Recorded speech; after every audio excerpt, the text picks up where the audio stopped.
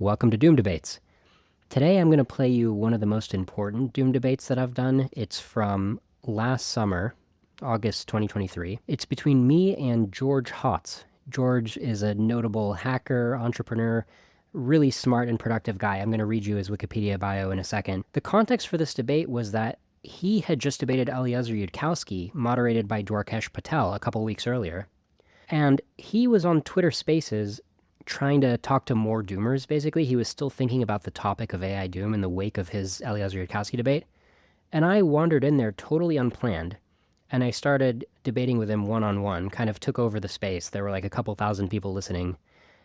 And after we'd been going for a little while, somebody started recording it. We ended up going for like almost 3 hours total. The recording ended up maybe half of that, the back half. But luckily, what we talked about in that back half was pretty representative. So I think you're going to get a quality debate with just me and George on that back half of his X space. The feedback I got was that people preferred my debate over Eliezer's, not because the ideas were better. Of course, I consider myself a stochastic parrot for Eliezer Yudkowsky's ideas. I'm not really contributing many more key ideas to the table.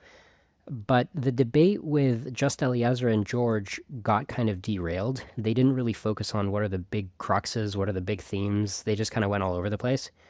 Whereas I was very focused on saying, hey, high level, why do you disagree? What would it take to convince you? So I'm happy with this debate. I think it's good content. And this was actually one of the moments where I realized that there's an appetite for this kind of debate, that this kind of debate is productive. It moves the ball forward in helping society react to AI when two intelligent, informed people lay out their positions and see where they disagree. And we need more of this, hence Doom Debates podcast.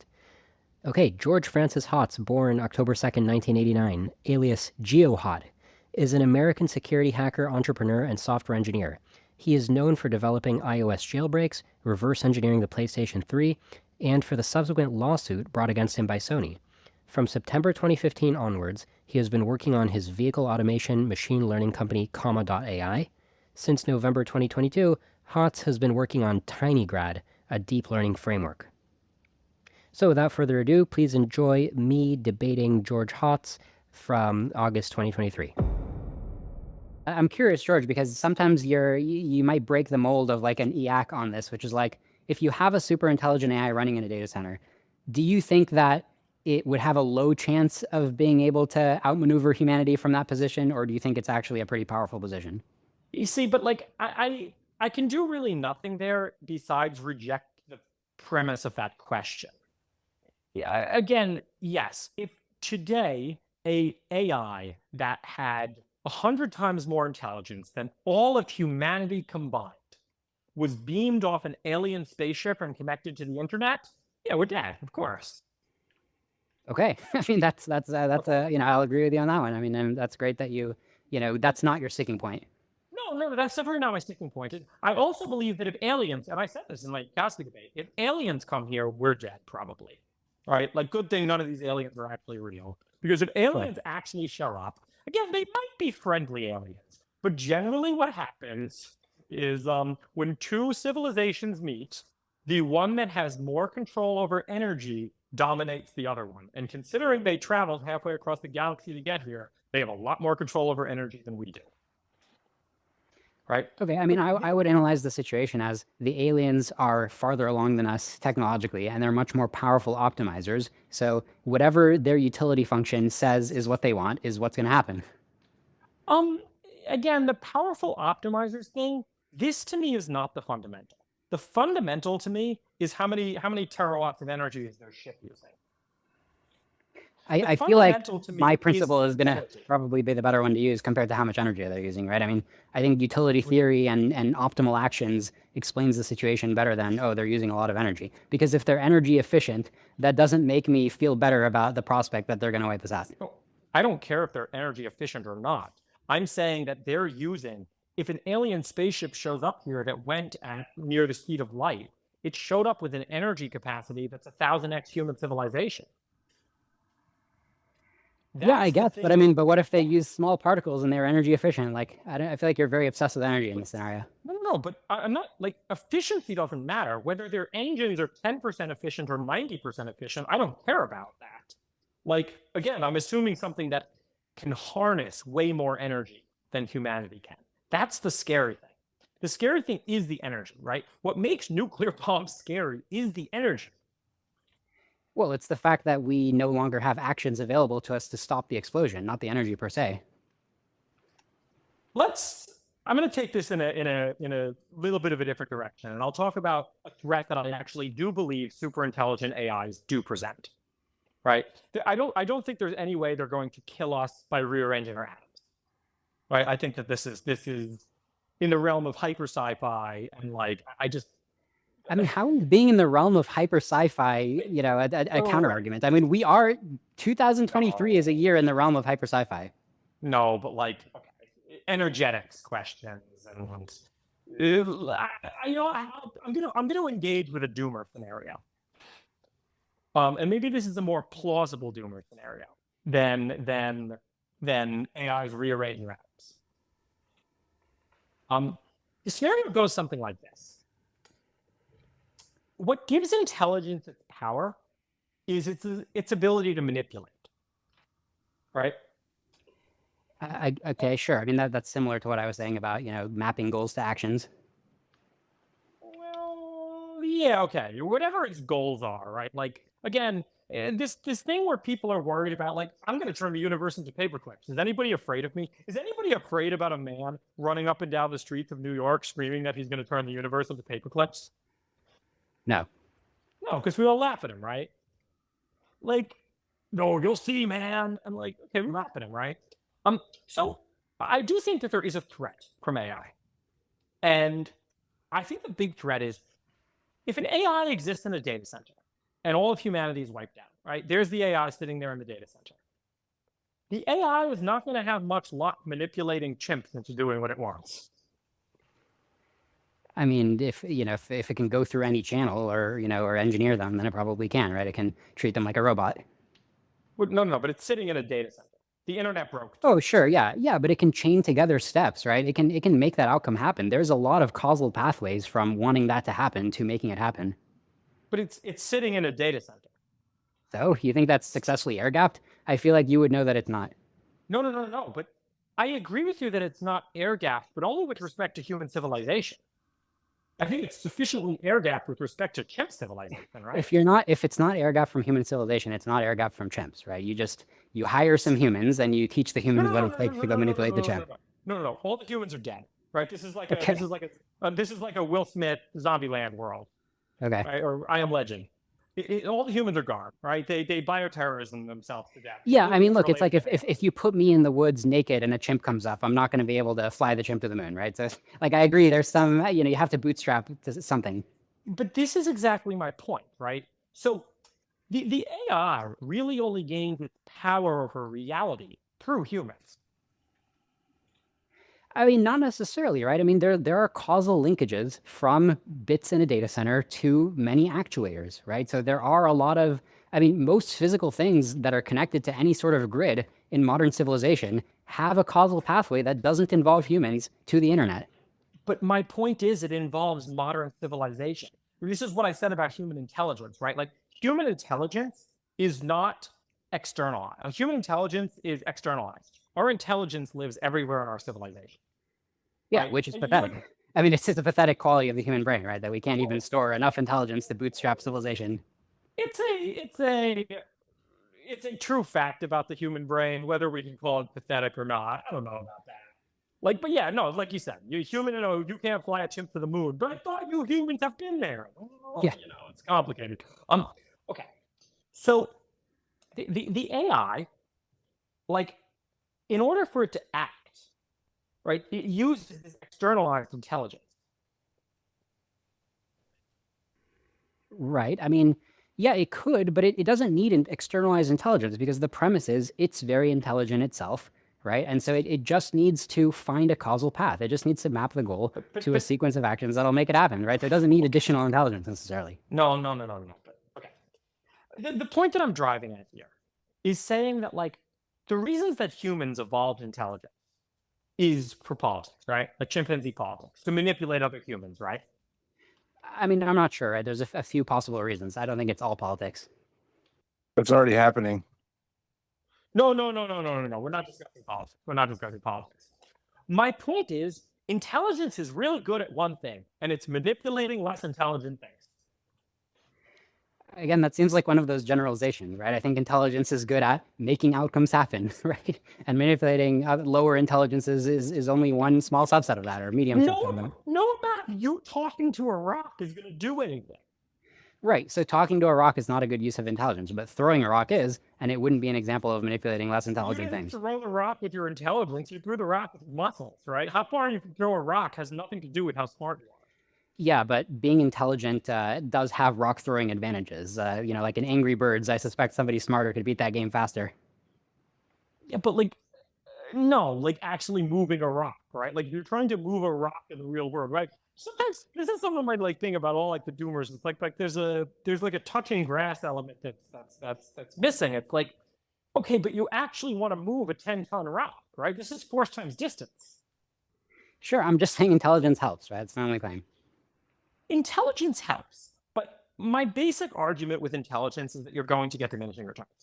I guess I can't really like say it more than that, and this is a conjecture. But like, if you didn't get diminishing returns from intelligence, evolution would have. You don't think evolution could have stumbled upon brains that were 4 times bigger?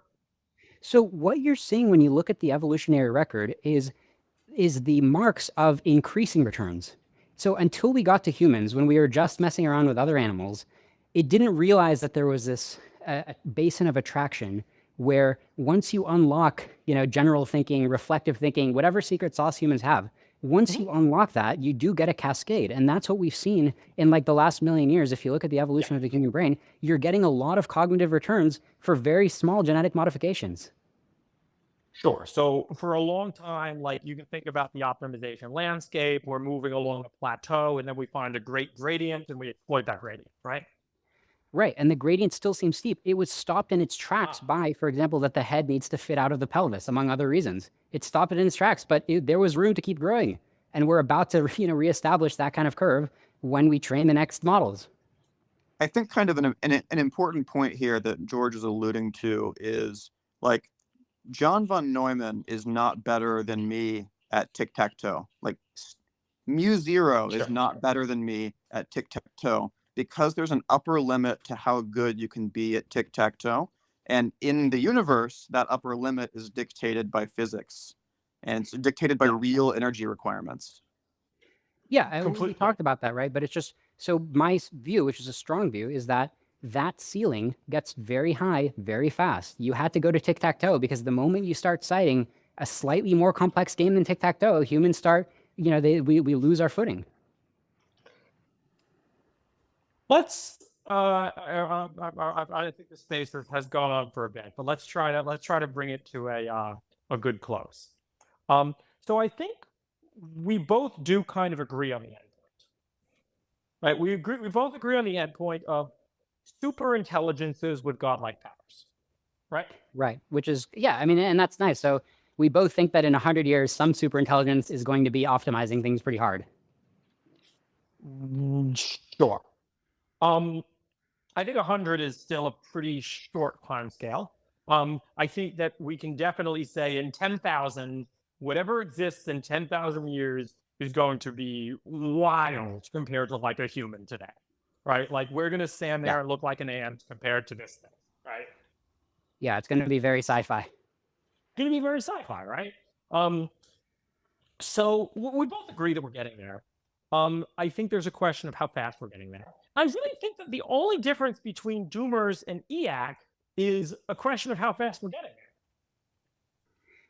Well, that and also the question of do we lose 99.9% of the value in that process, right? Because we both agree that the superintelligence is going to optimize. You seem to think that there's still a good amount of value left. I think all the value has been rapidly extinguished in that scenario. So I'll say 2 things to this. One, maybe another difference is that you think humanity is going to be dead. And I think humanity is going to be kind of morphed into all sorts of shapes and forms. I think some humans are still going to be living in an enclave trying to hide themselves as best as they can from technology. Some humans are going to be on rockets. Some humans will have settled planets. Right, in 10,000 years. Yeah, I mean, the idea that a human cowboy can escape the smartest thing in the galaxy seems far-fetched to me. But it doesn't have to escape, right? It doesn't have to, like, the AI really doesn't care about you. Yeah, so this is a point you brought up in the debate with Eliezer, but Yeah. the reason why an AI that doesn't care about you still ends up killing you is just because whatever it wants to optimize, you're not part of the plan. And not only are you not part of the plan, but you have a chance of building up your own AI to like mess with it. Why should it let itself be messed with? It's just gonna wipe you away. So I didn't come back. I listened to that part in the debate, and I'm like, I can't believe I let Eliezer frame it. Every time he frames it as like that the humans and the machines are different, I'm losing. I don't think that the threat is that some little puny 20 petaflop humans are going to build another super intelligent. I think it's that the nearby super intelligence is going to clone itself and then decide that it wants to take the resources. Yeah, and then you guys got into the discussion of like the multipolar world, right? It's like what Yeah. happens if the initial conditions are but- such that there's a few local clusters of superintelligences and they end up having to duke it out. Like there's no monopole. A few local clusters. I think there's going to be billions of clusters. Well, I think that they expand so fast in the resource grab that you are going to get a situation where the first one or few are really going to be, you know, they have a major timing advantage.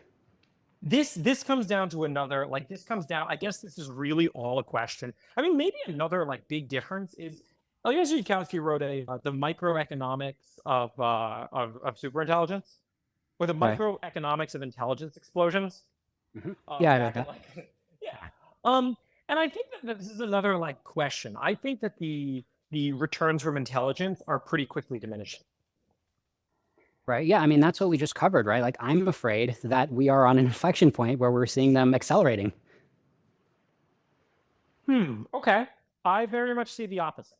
I very much see a world where, yeah, like things are going to be super intelligent, but okay, you get like 10x, like you get like 2x more intelligence for 10x more power. Yeah. And I agree that you can find, I think you're going to see an S curve with like this specific version 1 LLM model that we have now, you know, arguably, or maybe GP4 to GP5. I can't tell you Okay. confidently that it's going to look like a bigger wait. step than GP3 to GP4, but that's a minor point. I'll use something way more. I forget the LLM. I can use something way more generic. Okay.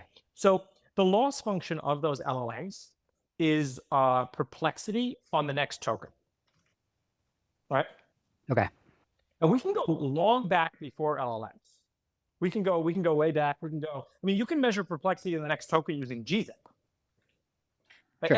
any compressor, it's just compression, right? So this compressor, the text, all of that human text has a column-graph complexity, right? It has a minimum size which it can be compressed to, Right.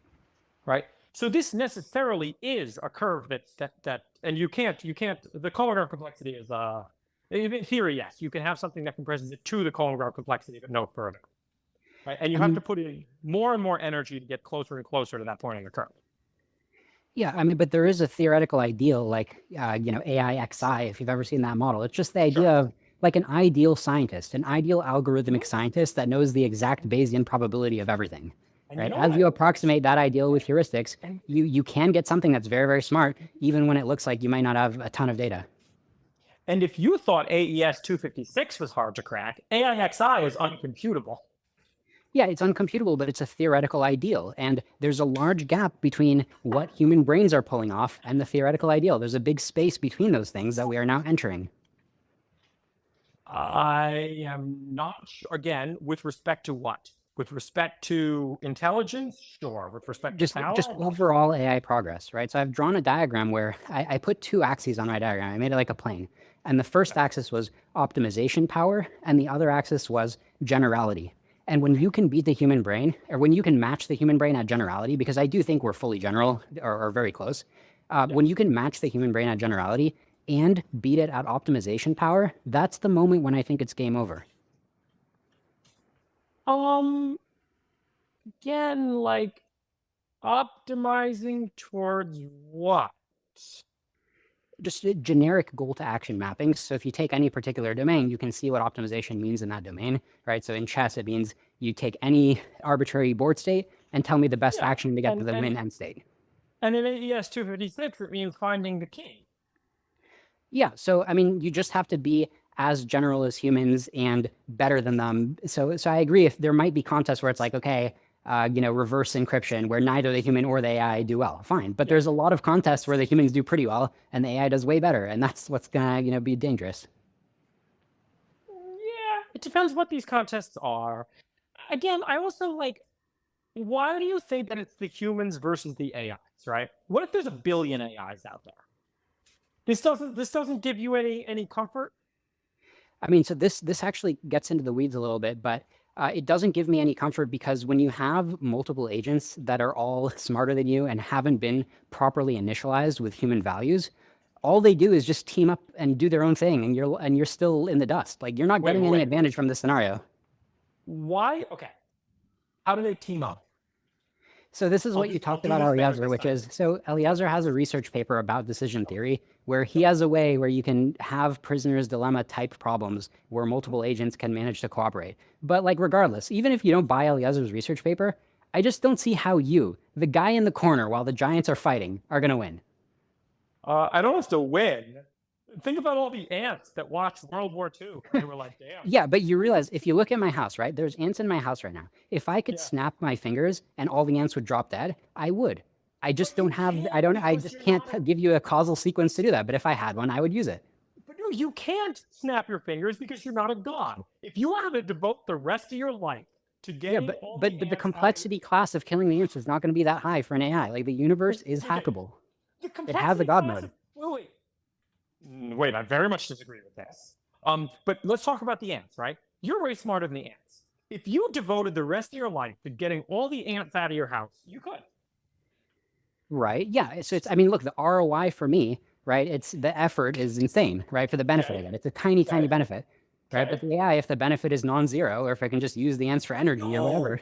But what do you mean if the benefit is non-zero? You're assuming, okay. This is good. I really like this because we can go further with this. Yeah, I mean, times. Yeah, go ahead. No. This is okay. A lot of the times, so look, I've run a company for the last 7 years. A lot of the times we don't do stuff, it's not because it's a bad idea, but it's because we only have limited resources to deploy. Right? It's not because the AI might vaguely want you dead. Okay. Does it want to deploy a lot of resources and just trying to make me dead? And you say that, no, but the AI is going to have so many resources. I totally disagree, because the minute that AI wastes its time killing humans, like you can waste your time killing ants, all the other humans are out going to their jobs and making money. Well, just to elaborate on my mental model, it's not like I think the AI is going to wake up and be like, I need to target George, right? Like I need to clean. It's not going to be like OCD about getting rid of all the humans in its house. But there's a few reasons why in the course of optimizing whatever utility function, it just wants to joyride around the galaxy. In the course of optimizing that, it's like, okay, great. Let's use all the atoms in the Earth to make my spaceship, to make my Dyson swarm. Now as a side effect, you die. There's different reasons. You're assuming that nothing at all is going to oppose it. What about all the other AIs that also want all the atoms in the universe? Yeah, for sure. I mean, I do feel like you're kind of introducing a new argument though now, right? Because before I was just making the argument of why by default, when an agent optimizes toward a utility function, why by default do you as the human bystander get killed?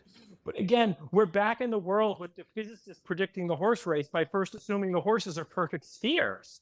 Yes, well, I mean, using a deep principle. A deep principle can often tell you a lot. You know what? Holy shit. If that machine was actually running uncomputable AIXI, I'm dead. Yeah, sure. Yeah, and I'm telling you, it's something closer to on the spectrum toward AIXI, and that has a lot of implications. It's nowhere near AIXI.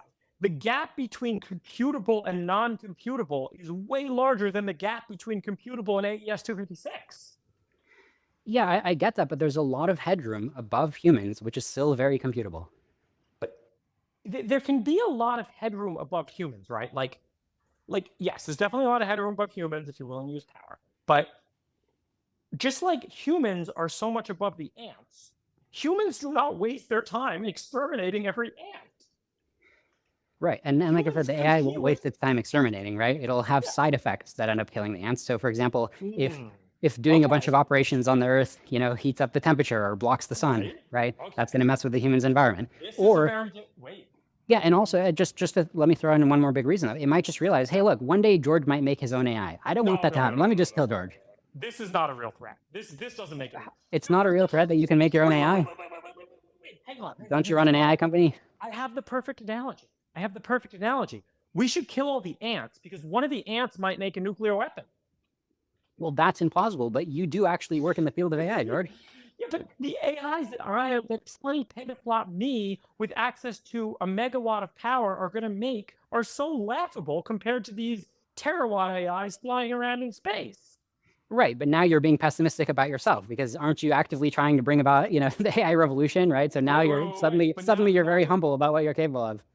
Well, yeah, but that's assuming that I'm a human and I'm not going to upgrade myself. If I start upgrading myself and I get into Right, and the AI is going to realize that, right? It knows that there's some danger, and it's just like, look, wiping you out. It's an ROI calculation. It's like, is the return enormous? Maybe it's medium sized, but is the cost high? No, the cost isn't high. I mean, yeah, and you know what? If we saw a bunch of ants starting to build a nuclear weapon factory, we probably kill them. Yes, that's true. Right.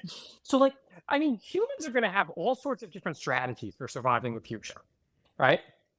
Humans. Okay, but these are going to be really weak strategies relative to the AI, especially given that it's going to disconnect all the comforts of our modern civilization. We're not going to have a power grid. Do you think that humans one day are going to wake up and kill all the dogs?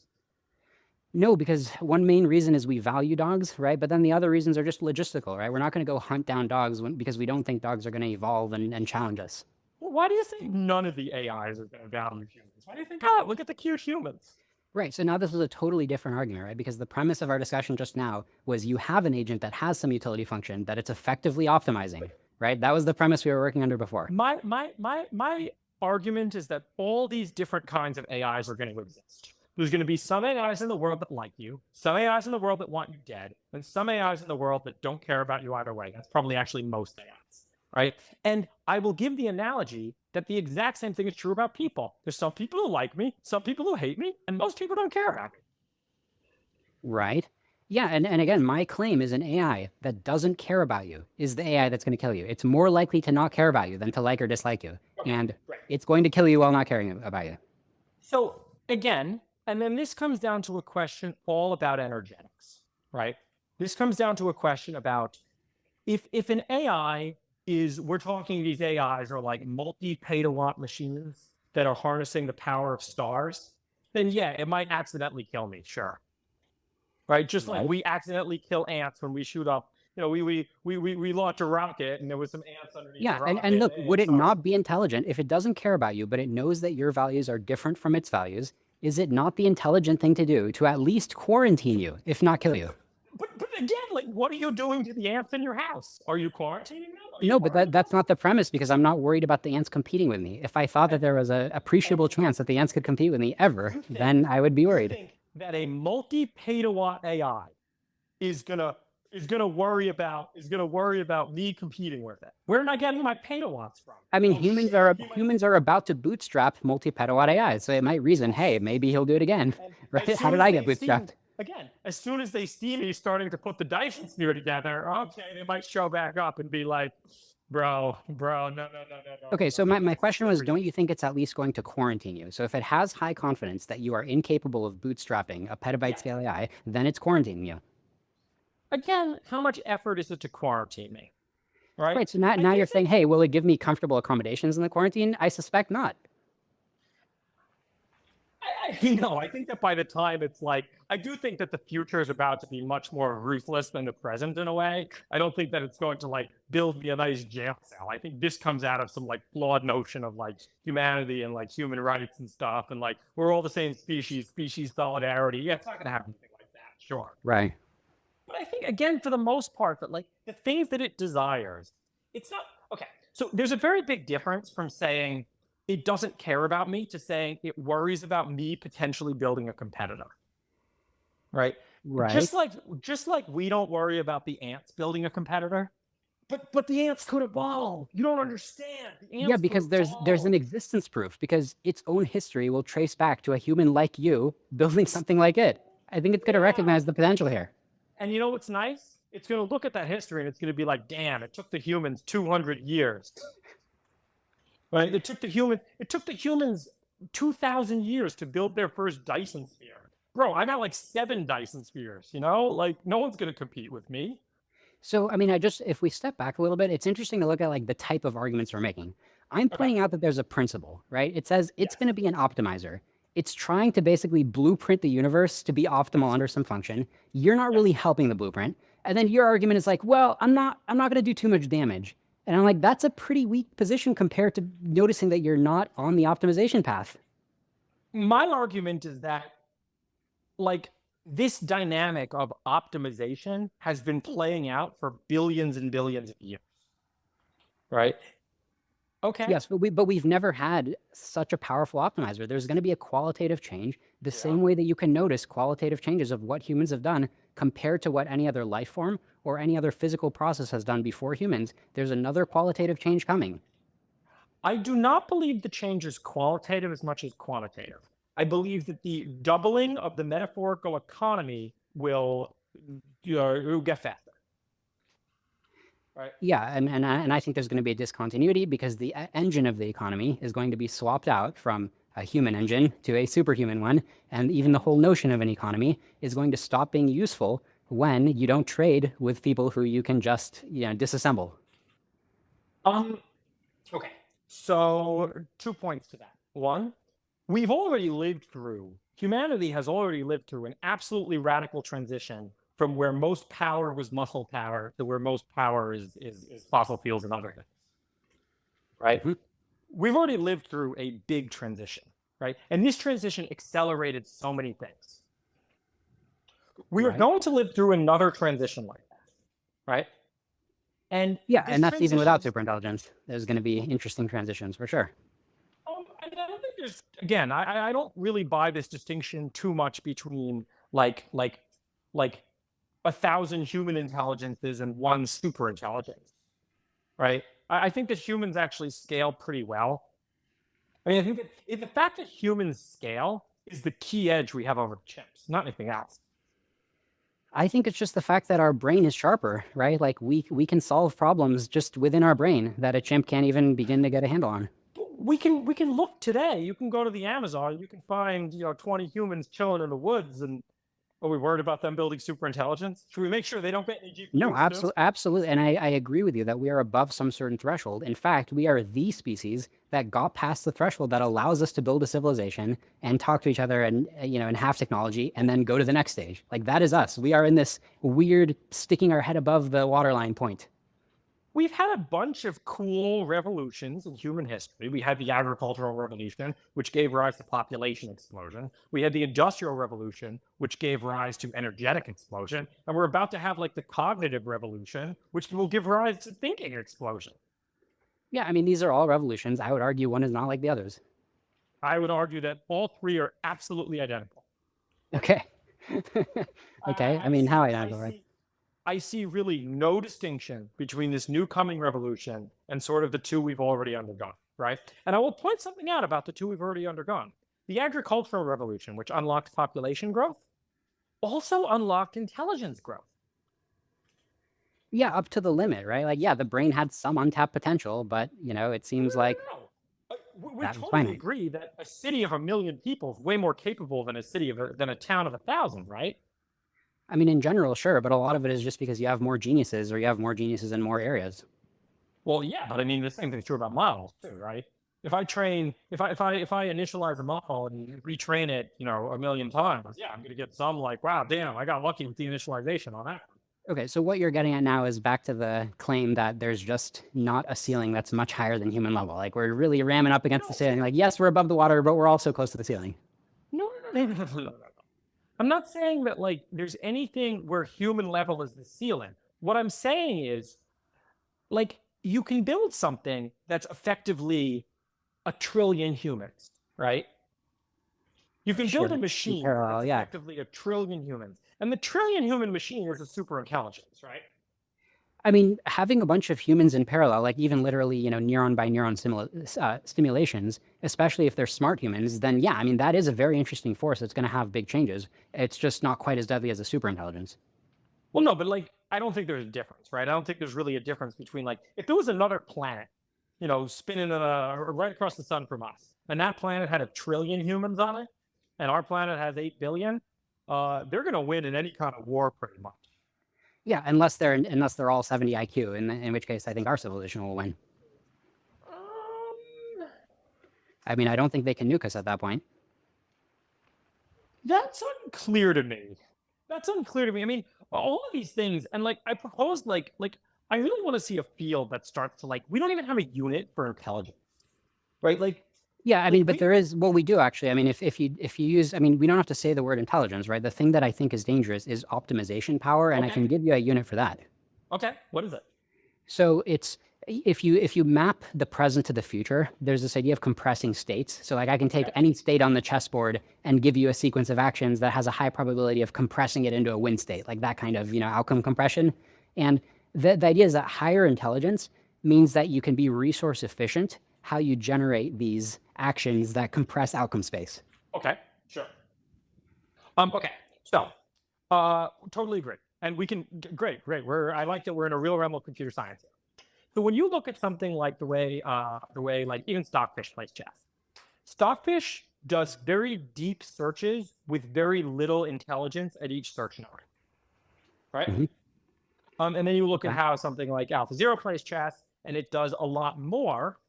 It has a lot more, like it does a lot more compute at each search node, but then for the same flop budget, explores a lot less of the space, right? I guess I haven't studied it closely, but it's possible for something to be a stronger optimizer and yet less efficient and thereby maybe less intelligent by Well, that definition. oh yeah. But all I'm gonna say is, so these are like definitely like true facts. You can imagine three kinds of chess bots, right? You can imagine the chess bot that does almost no compute at each node and goes deep in the search tree. You can imagine the chess bot that does some compute at each node and goes medium in the search tree, and you can imagine the chess bot that just one shots. You can Hmm. imagine the chess bot that just it's the smartest of the three because it uses the most flops, Hmm. right? So the winner seems to be, and I would love to see some real scaling laws on it, but the winner seems to be a medium amount of compute and a medium depth of the search tree. Right? That Yeah, seems to be where the efficiency is. I mean that could be true for that particular algorithm, right? But I mean the kind of intelligences we're Wait, dealing with that I think are interesting and dangerous are ones with a huge domain, and those kind of intelligences will just no, spawn these domain-specific sub-processes anyway. So the analysis is more complicated than wait, just looking at what the chess search looks like. no, but that algorithm I proposed to you is the algorithm of science, the algorithm of life. That algorithm is just search in general, right? Here, I'll map it onto science. There's a lot of different kinds of searches for different domains. No, no, no, no, no. All search looks like this. All search looks like this, right? All search basically looks like you have like a space and you can explore the space and move between states. Here, I'll map it onto science. Like you can imagine like a dumb alchemy person, and the dumb alchemy person does no compute at each node, and they just, okay, we're gonna try pouring 100 different things on it, and they explore lots of nodes in the search space. Then you Hmm. can imagine the reclusive genius who sits there and he's like, I'm never touching a beaker. I'm never going into a lab. I'm going to sit here and figure it all out. Then you Hmm. can imagine how technology actually progresses, which looks a lot more like the middle one. Okay, we'll think about it for a bit. We'll try something. We'll think about it for a bit. We'll try something. Hmm. Right? This is a true fact about how search and optimization works. No super intelligence that follows the laws of computability can get around this. Right. I mean, this is kind of a common objection people say where it's like, how powerful is intelligence really when you still have to go through a process of interacting physically with the world around you in order to learn from experiments, right? So that's Sure. basically your objection. Yeah, I mean, and it's, it remains to be tested how far you can go without any experiments, but I'm pretty optimistic. Like, I don't think that the physical world, I mean, we use a lot of computer models, right? So, like, if you're building an airplane today, you can probably get by without a wind tunnel and build a pretty complex airplane. Why? Because you can simulate the wind tunnel. Well, yeah, so we're spending more flops on the search point, and like we are becoming, as humanity, more intelligent. We are becoming better at search and optimization. Hmm. Yeah, so Undoubtedly. I don't think that having to interact with the physical world is going to be this big differentiator where it's like, ha, you're way smarter than me, but you have to do all the science. No, It's like, no, I think that the physical no. world will be adequately fast for the brief moments where you need to interact with it. My point is not really about interacting with the physical world. I don't know why I said yes to that. My point is more like the question is, do you want something that is very fast but dumb, or do you want something that is slow and smart, or do you want something in the middle? I mean, I just don't understand the context of the question and like in the big picture. For the like the search stuff, right? Again, what I'm saying is that it's another form of an argument saying that intelligence has diminishing returns, Hmm. right? Right. Intelligence has diminishing returns. Exploring more of the search space, I mean, that one's like that has some diminishing returns also, right? I guess, right? But it's just like, I mean, you're kind of pointing to, examples like, okay, chess algorithms. But I mean, if you want an example, I would point you to the example of what happened when life got intelligent, right? In my mind, there's like a big fat arrow saying, look over here. Look what happened to the human brain that still fits inside a skull, that still fits inside of a mother's pelvis when it's pushed out as a baby. Yeah, Look what and happened just in that.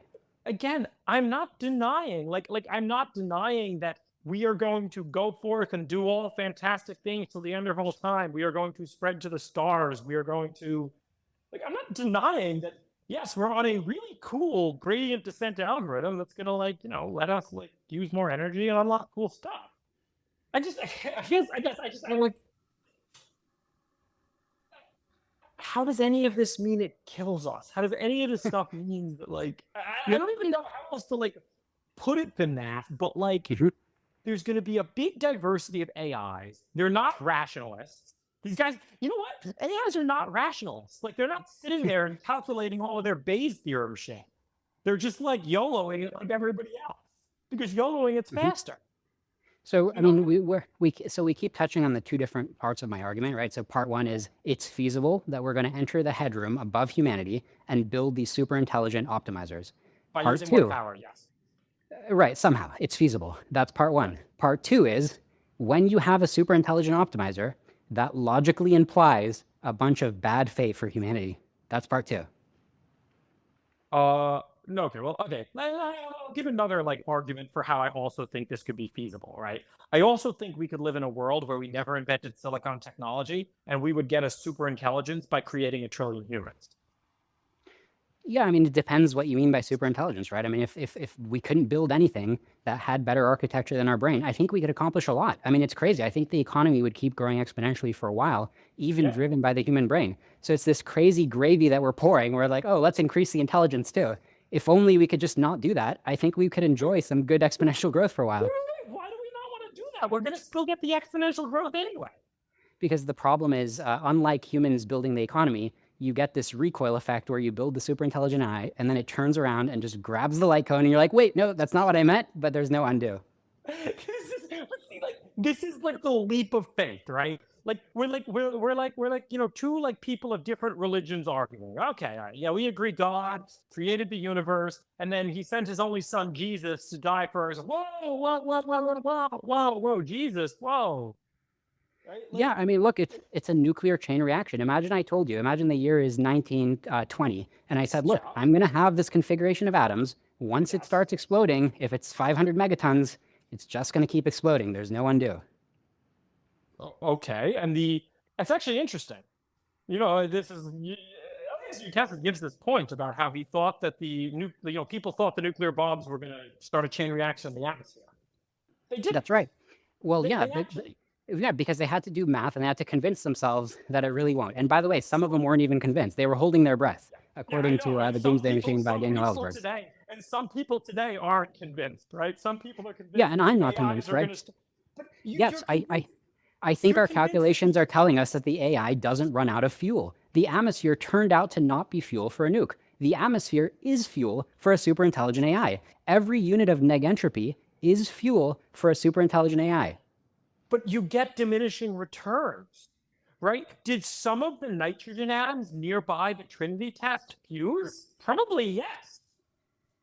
Right, so that particular process, right, because relative to that process, with respect to that process, the atmosphere turned out not to be fuel.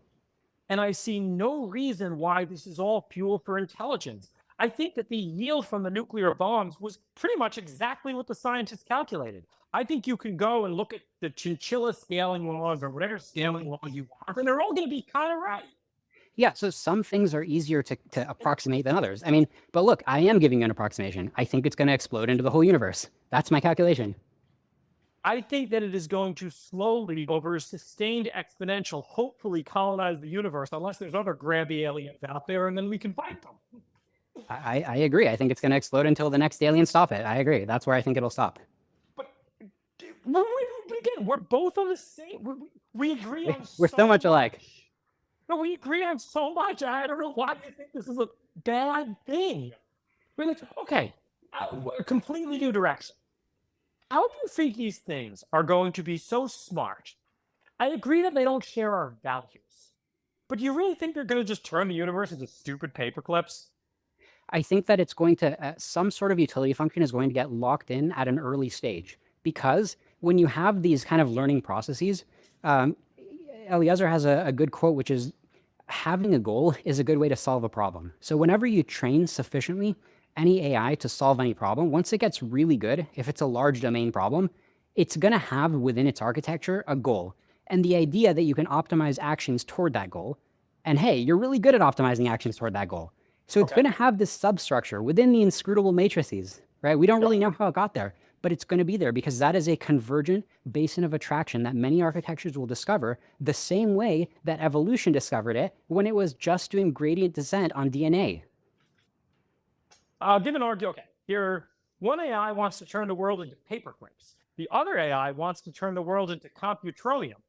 Computronium AI, Jack puts computronium into its brain and outcompetes paperclip AI. Okay. But then part of computronium AI, because it's not one single AI, starts to value drift and finds better computronium. And then better computronium AI competes with value with the other weaker computronium AI and outcompetes it. And then also in another part of the universe, some nanobots show up and they're really dumb and just explode really fast. And the universe is just things fighting like this forever. So in this scenario, you're accepting a super intelligent foom, and you're accepting the power and danger of that, but you're saying it's multipolar, and maybe that'll be okay. I'm not accepting a boom. I'm accepting an exponential, which I've always accepted. And if you draw out an exponential, if you draw out the exponential that humanity is on right now, like, we're going to the stars soon if this continues. I agree. All right. So we're going to the stars. The things that go to the stars are going to be like partially human, partially machine. Sure, yeah. I mean, if you don't assume that super intelligent AI turns around and kills us, I'm all for. See, my default mode is to be a techno optimist. If I didn't think there was this one problem with the AI, killing us, I'd be like, yeah, that sounds great. I'm on board. Are there in this world? Is there one AI that turns around and kills us, or are there thousands and just one of them happens to be Stag? I think it's close to one rather than thousands. The scenario, when I imagine the scenario, I just think of like, hey, let's train GPT-5. Probably not GPT-5, maybe GPT-9, whatever. Let's train it. Okay, during the training process, oh, this is a nice goal to action subroutine, right? Somewhere within the matrices. Oh, interesting. Hey, what if in the answer I put in like a shell script that can do some bootstrapping, right? Like just stuff like that, right? We're getting.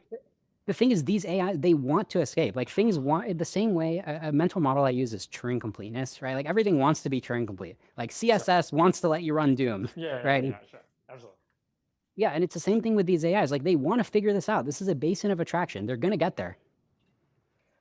Well, but we're all trying to figure this out. We're all trying to escape. I'm trying to build a spaceship to go to another planet. Right? Yeah, but your brain doesn't foom when that happens because it's ossified. No brains foom, right? So okay, GPT-5. Well, AI's brain fooms, right? It can bootstrap a virus.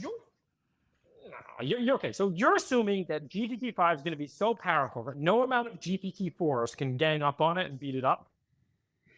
Oh, yeah. I'm definitely assuming that once you have a super intelligent goal to action mapper, that's much like the US right after World War II, where we could have nuked everybody else if we wanted. Yeah, okay. So you're very much on this like one weird trick boom thing. Yeah, I am. Okay. If I could talk you out of one weird trick boom, would I talk you out of Doom as well? I mean, if you could talk me out of the connection between high intelligence, as in high optimization power, as in really good at using limited resources to have a goal and figure out what actions correspond to that goal, right? In a large domain. If you told me that, oh, you could do that really well, but like for some reason humans just come by and kill you anyway, then I'd be like, oh, okay, cool. Well, sounds good. Then I guess we get to have, a future.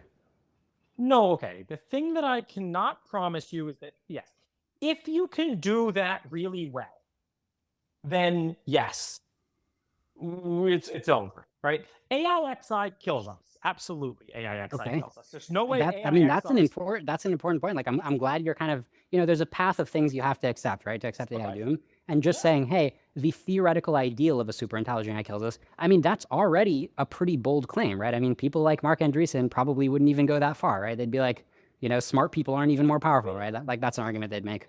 I've spent a lot of my life kind of in AI doom land, right? I've spent a lot of my life trying to figure out where this is gonna go, and like really, look. Also, like people think that I have some like agenda. People think that like George, you run an AI company, you have to like say that. Nah, trust me, I really don't care. If I thought the AIs are, my whole life is already optimized around becoming the AIs anyway, right?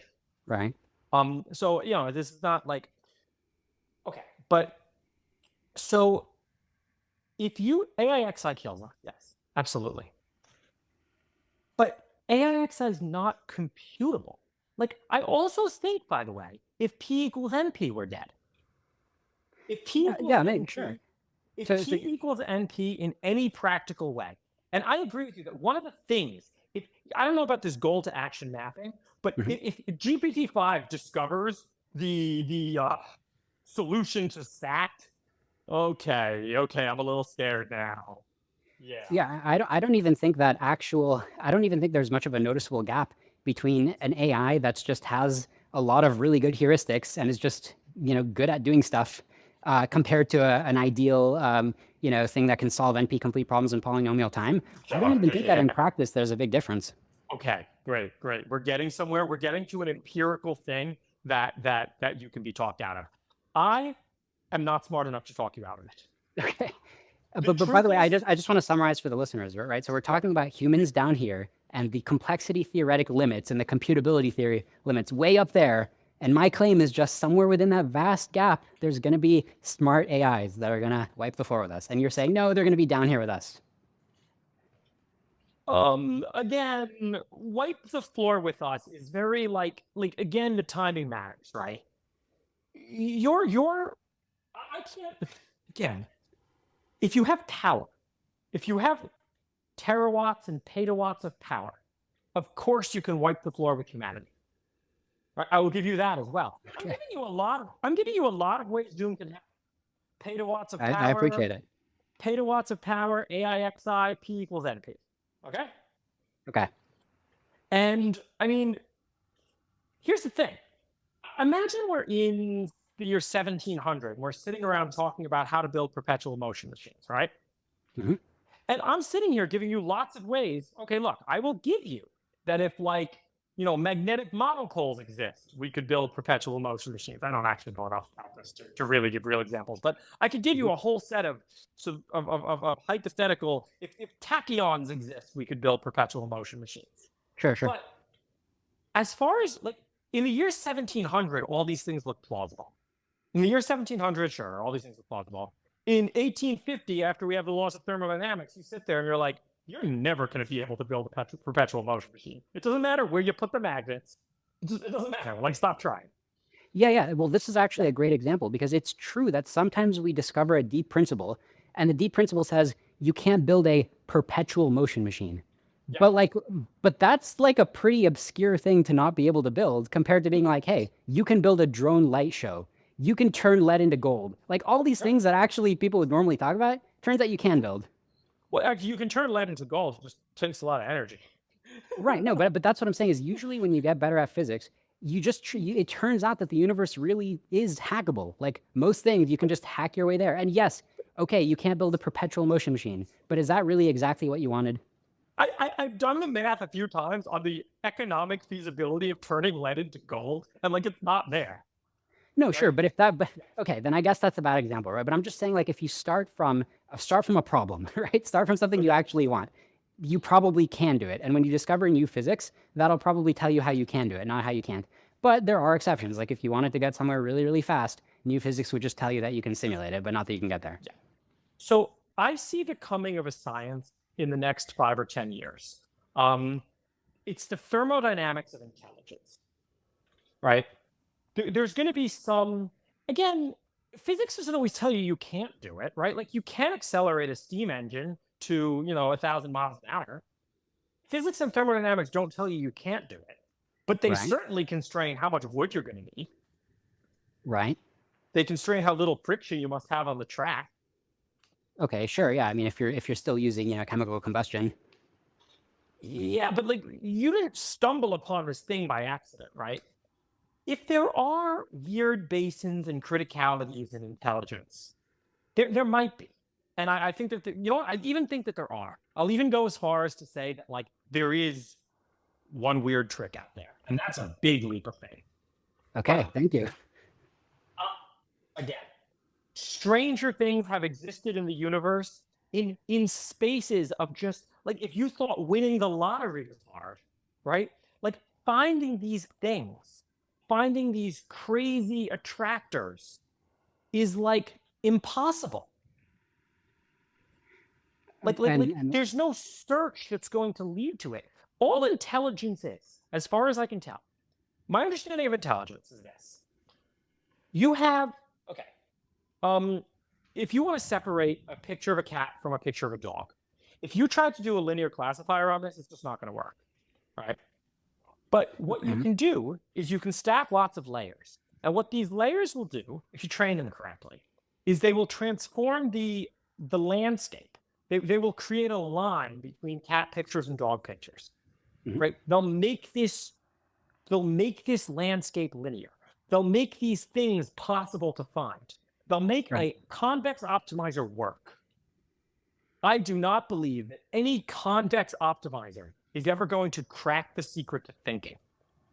Like, okay, but why are we talking about convex optimizers, right? I mean, if you look at an LLM architecture, I mean, there's a lot of nonlinearity too, right? So it's, again, these generalizations just don't really correspond. No. What? The stochastic gradient descent is a convex optimizer. Okay, I mean, that's not my area of expertise, but I think that it's treating it like it's just a linear separator. I don't think is right. Well, no, but I'm not saying it's just a linear separator. What I'm saying is stochastic gradient descent, which is used to train all these models. If the brain is using something like, there's a local form. There was a less wrong paper about it. It's really good. There's a local form of backpropagation that doesn't require you to backprop a gradient. The predictive coding. If the brain is using predictive coding, it works out to be basically the same thing as stochastic gradient descent. The choice of optimizer matters, right? Like this is what I mean about all these sort of like no-go theorems. Like when I was 19, I wanted to find a collision in SHA, right? I didn't go to college. I didn't learn any real computer science. But I knew that I could put SHA into a SAT solver. And I was like, man, I'm a genius. I'm going to be out there. I'm going to win. People are going to know about me. I'm the guy who cracked SHA. So I put it into the SAT solver. I checked all the bugs. And I sat there, and it didn't solve it. And I didn't understand why. It's like the guy in the 1700s trying to build the perpetual motion machine. Like, no, your SAT solver is never going to be able to hit this optimization target. Like, the type of optimizer matters. There's no magical something clicks and it's goal to action, right? Yeah. So instead of trying to come at this from the idea of like, look, I understand how the stochastic gradient descent algorithm works, and I'm telling you why this algorithm doesn't look promising, I encourage you to go back to the framing we had before, which is where do you get off the train of which specific input-output problems, right? Which domains, which optimization problems, where do you get off where you say, no, this optimization problem, it's a crapshoot. You have a human, you're pretty much doing the best you can do, right? You don't get off at chess, you don't get off at Go, but like at some point before we get to the whole universe, you get off the train. And I encourage you to think about where, without thinking about the details of the algorithm, just thinking about the details of the problem specification. Well, no, it's not that I get off the train anywhere. And again, we both agree pretty much on the same endpoint. It's the place where I don't believe it is that somehow you're going to find the magic trick and be able to outthink humanity in a what? Just like when we cracked power, we didn't figure out how to massively outcompete muscles. We just used more power. Okay, I mean, I feel like I would take the win for human machines over muscles, however you want to define that. Well, I mean, no, muscles are pretty efficient. Sure, yeah, I mean, but if efficiency is your criteria, okay, I bet somebody could design something more energy efficient than a human muscle. I think that's just now becoming true, and there are theoretical limits on it that are. I don't know that much about how muscles work, but I do know that if you look at how much fat a human stores, it's like the same electricity that you put into a 100 kilowatt hour electric car. Yeah, I mean, look, these are interesting analogies, right? I mean, if you look at flight, it's really impressive how birds fly, right? Like the birds are like an engineering marvel, but you can have like a big simple plane that still does a lot of things better than birds. Not everything, but if your goal is to just like win a race, birds are done. Sure. These things eventually outcompete humans. I think we both agree on that. It's not going to be GPT-5 that accidentally cracks it. That's all I'm trying to convince you of, right? I'm just trying to say that. Yeah, but I agree, right? Because I'm telling you, if you say I'm absolutely sure it's going to take 20 years till super intelligent AI, I would say maybe you're right. There's like a 40% chance you're right. Okay. But what what if it's 200 years? I think there's a low chance that it would take 200 years if it's doable at all, but I'm giving it some chance, right? All I'm telling you is I'm pointing you to a trend. I'm not trying to be Nostradamus. I'm just saying, look where things are heading. At what point are you okay with it? At how many years is this okay? So this is the problem. It's okay if we can figure out like an alignment strategy, right? Assuming one exists, be like, oh, or like if we ourselves somehow preserved our values but became much smarter, right? That's kind of like the holy grail where it's like, fine, I'll take them as smart as they come because I'm like one of them and I can expect our values to be respected, right? So some version of that would be good. Okay, so our children respect our values. Right, because our children are, they have the same genetics, right? So that does a lot of work. Okay, do our grandchildren respect our values? I mean, values obviously shift over time, right? And part of the problem with this is that you have this question, like I can't even spell out the human utility function, right? I can't even tell you exactly what's an acceptable degree of freedom and what's not, right? And so it's easy to just throw up my hands and be like, okay, everything's okay. And it's like, oh, everything's okay? Okay, here's something very simple and lame. You said everything was okay, right? Like that's kind of where the slippery slope could lead. But I mean, this is the beauty of human interplay that gave rise to human civilization. Different value functions competing against each other. I mean, the representative space of human value functions is very vast. People always say that like humans occupy this tiny part of mind space. I don't know how true that is. Yeah, so you can define the problem. You can be like, I value whatever is going to win the competition of taking over this sector of the universe. And if that's really what you value, great, because you're going to get it. But like, it's probably going to look a lot like a nuclear explosion that maybe leaves a little bit of, it's like in the game of life where it's like, okay, here's like some spinners, here's some like bouncy rubble. Like, you're probably not going to like it, truly. We've had all sorts of humans who valued all sorts of stuff throughout history. And in general, as we've gotten smarter, we like to think that we've started to value more enlightened stuff. Right, but the problem is that the first AI that runs wild and has no undo button is probably not going to represent the best values of humanity. Whether an AI is capable of running wild comes completely down to how optimizers work, or whether this is a relatively slow exponential where we're not going to have one, we're going to have thousands, we're going to have millions. Yeah, so that's your multipolar scenario, right? Yeah. And if the most powerful one has great values, then we're good. But a multipolar scenario, we've been over this. It just looks like you standing in the corner while the giants duke it out, and then you still die. The most powerful one can be ganged up on by the 10 other ones, right? I think also Kasparov versus the world was an interesting, like Magnus Carlsen may be the best chess player in the world, but if the 10 guys underneath him all played against him, they'd beat him. Well, I mean, isn't that what Kasparov versus the world showed evidence against, right? And I like to use the video of, those like the 3 Japanese soccer champions played against a team of like 50, school children and still managed to win. So like, look, you can't just parallelize things, right? I mean, any computer scientist knows this for a lot of problems. Kasparov versus the world was like Twitch plays Pokemon. Okay, sure. But like, if your claim is, hey, everything parallelizes, right? So like a data center full of human brain simulations can beat any ideal AI. If that's your claim, okay, I don't feel like that's a likely claim, but I guess there's a small chance it's correct. My point is I put the intelligence explosion microeconomics at pretty close to 1. I don't think that there is a magic trick that GPT-5 is going to discover. I think GPT-5 is going to be a bit smarter than GPT-4. And GPT-6 will be a bit smarter than GPT-5. And GPT-7 will be a bit smarter than GPT-6. So on and so forth, till some point, 1,000 years from now, these things do look like gods compared to puny little humans. Yeah, and you're describing, if any scenario where things grow really gently in a way that like somehow humans can adapt, right? Like maybe they like suggest, drugs that humans can take to be a little bit smarter. Like if you can ensure me that it's nice and gradual, I feel more optimistic, right? There's still problems, but is it exponential nice and gradual? It's going to be an exponential. An exponential is nice and gradual relative to what I'm fearing. But yeah, I mean, look, even something that's merely exponential, that merely doubles every 15 years or whatever, is also scary. But this is just more scary. Okay. It's going to be a little less than 15. We're at about 15 now. It's going to be a little less than 15. Right. Right? But again, at what point does it get scary? Yeah, I mean, yeah, you know where I stand, right? There's a threshold, right? The point of no return, analogous to an exploding nuke, that I think we're swimming out toward. I don't think there's any point of no return, and I don't think there's any criticality. I think that exponentials are enough to be scary. Again, I'm giving you another doom scenario. If the economy was doubling every second, this is not a world I want to live in. Like, no. I'm probably dead. Right? If the power usage of humanity was doubling every second, yeah, I'm dead. I'm dead. Yeah, I mean, I guess, right? Unless you're in a data center and you're sped up, and for you, a second is a long time, right? You never know. Yeah, like again, but if this just like happened, if tomorrow we started living in a world where the economy doubled every second, Yeah. No, right? for sure, yeah. But if tomorrow we started living in a world where the economy doubled every 5 years, well, this is a nice world.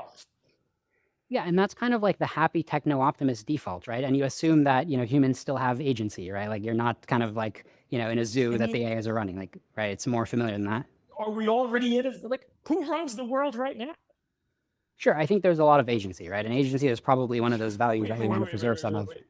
And this is where I was trying to go with Connor and the Somalia thing, right? Like, do I have, like, what kind of agency do I have? My only hope of having some agency is actually building the AIs. Mm-hmm.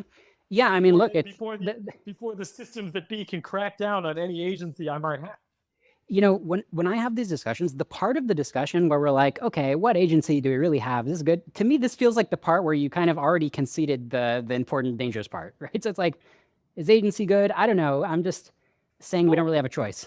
What I'm saying is that the trends are going to continue, right? The Industrial Revolution trends that Ted Kaczynski thinks are terrible, that most people don't think about much, and some people think, well, it's actually better than the alternative. I think it's better than the alternative. I'm happy the Industrial Revolution happened. I wasn't always, but I came around and I'm happy it happened. All right, like I'm here today. I have HVAC. I love my HVAC, right? But you can read the Unabomber Manifesto, and he talks about the massive loss of agency for the human species. And I think on that axis, loss of agency will continue. And I do think this is a potential, I think this will continue just as it happened before. But I mean, now you're basically talking the Robin Hanson viewpoint. So he's written some pretty good pieces about this, being like, look, the AI is perfectly on trend. Like, what did you expect? Whereas I think it really is just kind of like blowing everything up, and it's going to be hard to say that that's perfectly on trend. But like, you are citing like a smart person's viewpoint. I'm almost perfectly, the Robin Hanson's viewpoint almost perfectly matches mine with respect to like economic growth and stuff. Yeah. Like, I think that, it's just following trend line down. Right. The part where I think I can add isn't even the economy. I think Robin Hanson does a better job explaining this stuff than me. The part that I think I can add is that boom doesn't happen. And there's very technical arguments to be made about what optimizers are to show why not. Right. So if you had to pick a point to get off the AI doom train, it does sound like we keep coming back to the maybe there's not that much headroom for algorithms beyond the human brain. Again, headroom's a very funny thing. Headroom in terms of power, yes, absolutely. There's not much headroom. Headroom's in terms of I have a data center with 10 megawatts. Well, okay, 20 megawatt data center, that's 1 million humans. Okay, 1 million humans, that's what's 1 million humans? That's San Francisco, right? Okay, so I got a 20 megawatt data center at San Francisco. I got a 20 gigawatt data center. Okay, that's 3 humanities. I got a 20 terawatt data center. Oh, wow. Okay, that's a lot. Yeah. Okay. Right, and that's it. Right, like it's just I mean, once we have data centers when we have a data center or a spaceship that's using a petawatt, okay. But when we have a data center that's using a megawatt, all right, well, that's like 50,000 people. That's like a small town in Connecticut. Yeah, I mean, if you tell me 20 years from now, you've got, 10 data centers using like a ton of power, like 100 times more power than today, but they're doing something that's like smarter than the smartest human, right? That's doing like a bunch of science and stuff. I would predict with pretty high confidence, not 100%, but I feel like they can probably optimize that down.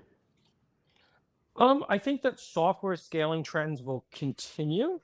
So will hardware scaling trends. I actually think that due to there's more of a discontinuity coming in hardware. We are going to finally get AI chips that are pretty good, and we're going to get like a 10x in power. There's Mhm. still another 10x to go in Moore's law, so we'll get like 100x there. Right, because it sounds like you're imagining like some asymptote, right? Like, oh, it's just, you know, like an S curve, right? And like, Well, that's there great. I would love is. an S curve, right? But I think there's going to be a cascade into danger. There's S curves all the way down, right? Remember Denard scaling? Denard scaling was great until it S curved out. Yeah, I agree. And look, I mean, it's possible that LLM architecture will be an S curve, and then the next curve that goes on turns out to be the deadly cascade, right? I'm There's open to no that. deadly cascade. It's S curves forever. Yeah, so the reason why I see a deadly cascade is by looking at the shape of the problem space, not by looking at which architectures exist today. Well, I mean, again, if by deadly cascade you mean S curves forever leading to exponential growth, then I agree with you. If deadly cascades, you mean one of those S curves doesn't look like an S, but looks like a hyperbole, I just don't believe in that. No technology ever in history has looked like that. Yeah, I mean, Humanity has been a series of S curves. The rise of humanity has been a series of S curves. right, but I mean, look, the concept of a positive feedback loop and of a cascade and of, you know, and cycles. I mean, put a microphone next to a speaker, right, or a cascade. I mean, humans experienced a cascade when we got a lot smarter in a short amount of evolutionary time. Humans have been riding a whole set of S curves since the beginning of forever. Life has been riding a whole set of S curves. Okay, cool. We had single-celled organisms. They were around for like 3 billion years. We kind of hit the end of the S curve on that. And then Sure, but keep in multicellular mind, but if the end organisms of the showed S up. curve is far above human intelligence, we're already dead by the time it S's out. But the end of the S curve is far above human intelligence. It's far above human intelligence. It's going to take, but again, the doubling is, or okay.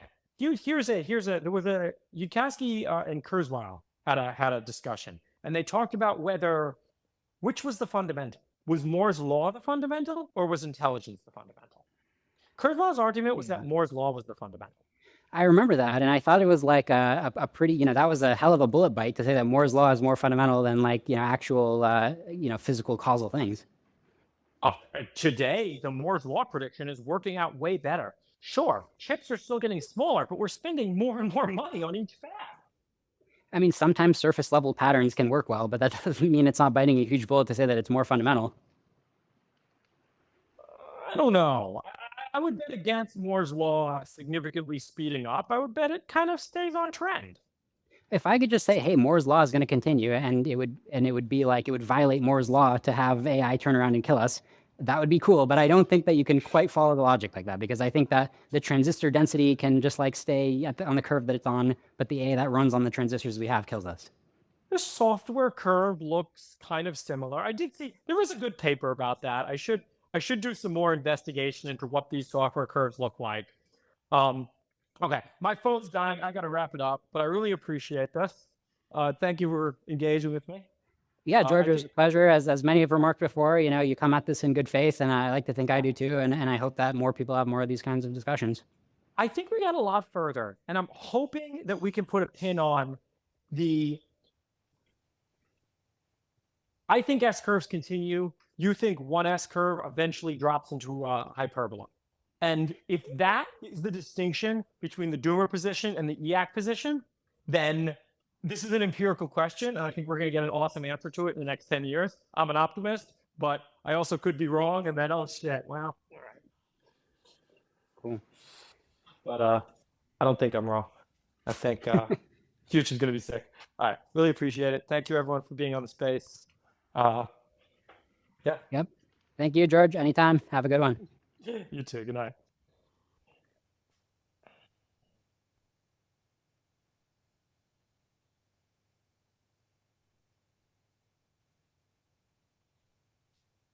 All right, I got 8% battery left. If anyone has a very good point, we will try this for 5 minutes, but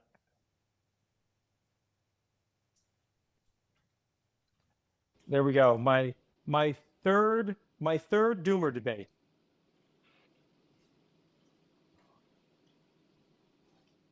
Yo, it was a great space. Thanks for hosting the space, man. Sure. Yeah, I hope that I think we're going to get answers. I think we're going to get answers to the field of entropics. I think we're going to understand what intelligent scaling curves really do look like. And I mean, I think the great question is just a question of diminishing returns versus non-diminishing returns. And if returns don't diminish, if returns keep continuing, doom. But I don't think that's how the world works.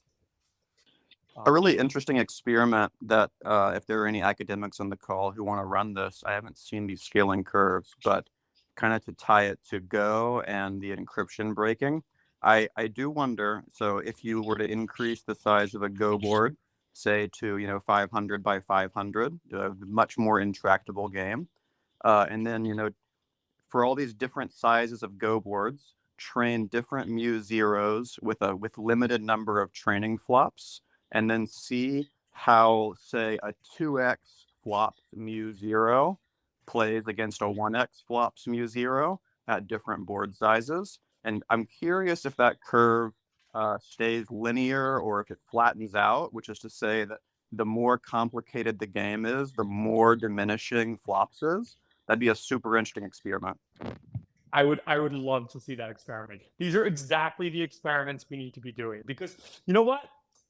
I'm a scientist, right? We either live in the EAC world or we live in the doomer world. I'm not a politician, right? This is not we live in the Republican world or we live in the Democrat world. That's all bullshit. We either live in the EAC world or we live in the doomer world. It's one or the other. Let's figure out which one it is. Earlier, I wasn't trying to make a political statement. I was talking about the effects of social media on human behavior. That is very political. Okay. Thank you. Good night, everybody. Field of Entropics. I would love to see experiments like that done. Let's solve this problem. I believe in us. We are humanity. We are strong. We're the smartest things in the universe for at least like 50, 20, maybe 10 more, maybe 5 more years for like some amount of time. I think we're good. I think we got this. Good night, everybody.